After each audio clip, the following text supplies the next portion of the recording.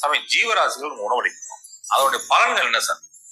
ஒரு ஜீவராசிகளுக்கும் உணவளிப்பறதுனால ஒரு விதமான பலன்கள் உண்டு.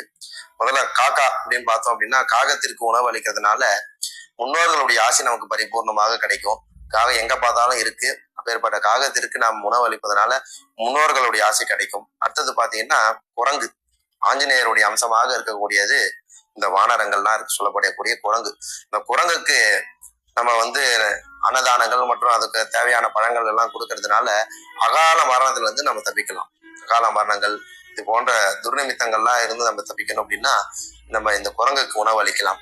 அடுத்ததாக பார்த்தோம் அப்படின்னா புறாக்கு உணவு அளித்தோம் அப்படின்னா பூர்வ ஜென்ம சாப்பல்யங்கள், பூர்வ ஜென்மால நம்ம என்னென்னலாம் பண்ணியிருப்போமோ தெரியாது நமக்கு. ஆனா அந்த பூர்வ ஜென்மாவுடைய சாப்பல்யங்கள், அதனுடைய தொடர்புடைய வினையை நிவர்த்தி செய்வது இந்த புறா. அடுத்ததாக பார்த்தீங்கன்னா பசுமாடு, எல்லாத்துக்கும் தெரியும். பசுமாடுக்கு எல்லாம் கோமாதாக்கு நம்ம எல்லாமே கொடுத்துட்டு இருக்கோம். கோமாதாக்கு கொடுப்பதனால கர்ம வினைகள் எல்லாம் நிவர்த்தி ஆகுது. அது இல்லாம மகாலட்சுமி அம்சம் பரிபூர்ணமா நமக்கு கிடைக்கும். அடுத்ததாக பாத்தீங்கன்னா நதிகள், கிணறுலாம் இருக்கக்கூடிய மீன்கள், இந்த மீன்களுக்கு கொடுக்கறதுனால என்ன ஆகும்னா பொறிகள், நெல் பொறி, மீன்கள் சாப்பிடக்கூடிய ஜந்துக்கள் எல்லாம் நம்ம கொடுக்கலாம். மீனுக்கு நம்ம உணவு அளிப்பதனால சகல விதமான தோஷங்களும் பாவங்களும் நிவர்த்தி ஆகுது.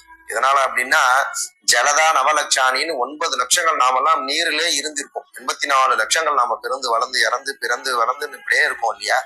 அதுல இந்த மாதிரி ஜந்துக்கள்லாம் நாமெல்லாம் இருந்துதான் வந்திருக்கோம். அப்ப இந்த மாதிரி ஜந்துக்கள் நாம கொடுக்கும்போது என்ன ஆகும்னா நம்முடைய வினைகள் எல்லாம் நிவர்த்தி ஆகுது. அதனால இது போன்ற உணவுகளை எல்லாம் நாம இந்த மாதிரி ஜந்துக்களுக்கு கொடுக்கறதுனால எல்லா விதமான வினைகள்ல இருந்து நாம நிவர்த்தி செய்து சுவாமியினுடைய அனுகிரகத்தை நாம எல்லாம் பெறலாம்.